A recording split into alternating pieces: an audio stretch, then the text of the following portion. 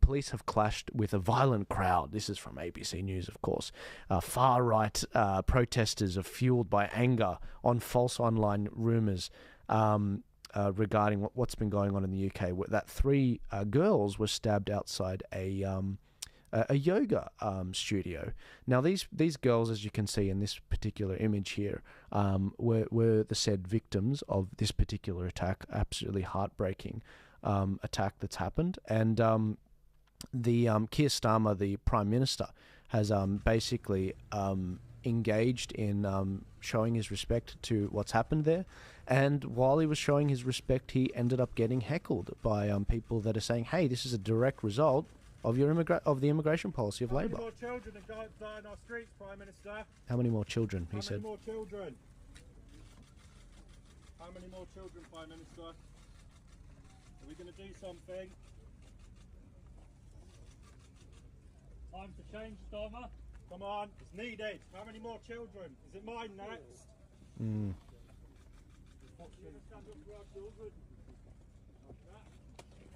Bye-bye. These things are just a show, aren't they? Make a real change! Our children! Go away! I just found out my friend's 9-year-old daughter was killed. You don't want kids! The person I've held as a child, and you can't do shit! He can't do shit! He's meant to be the Prime Minister! Terrible. Her friend's daughter passed, and yeah, sorry for the swearing, but this is exactly what we see. And the Prime Minister, yeah, it is just show. It's just show, and where there's I don't sense the sincerity because they're pushing these exact policies. Ben, what were your thoughts on this particular story? Oh, three little angels lost their lives, and it's a government that refuses to do anything about it. I mean, London has been the knife crime capital of Europe for what, decade, maybe more? I've never seen nightclubs that have to have trauma kits for stabbing and shooting at the front door, and response teams that are ex-Polish military and all these different things that come when guns and knives get pulled. They get called like a SWAT team. This is the kind of reality that live over there. Like kids stabbing people in the street with a butcher's knife, you know, like little kids at a park pulling knives out of their shorts, you know, and these are school kids.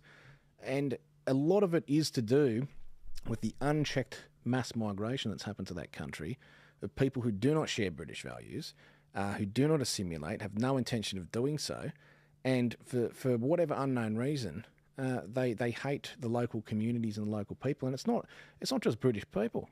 I mean, you have suburbs over there where that are controlled by one particular, you know, like a Pakistanis will control a particular, you know, suburb, and if you're Indian, you can't go in there.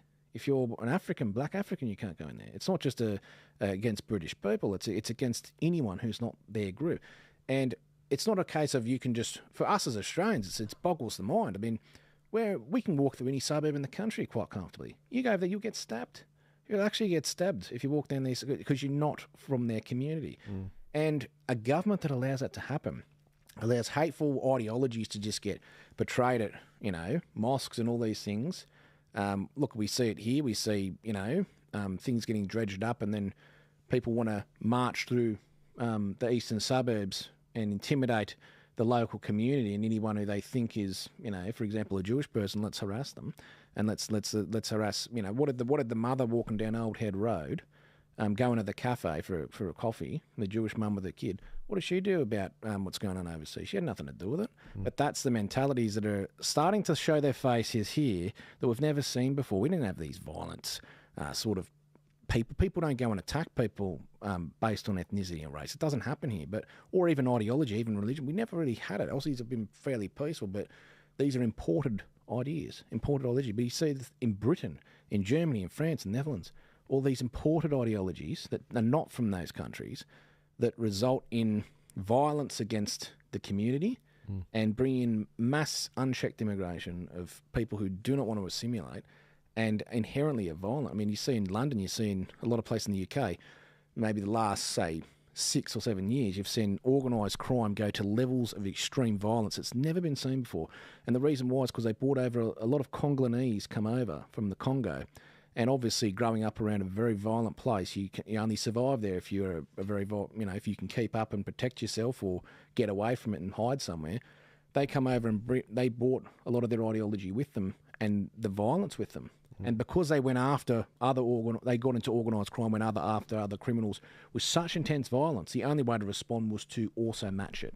And now that's trickled over into everyday life. It's trickling over to the streets, and it's getting out of control.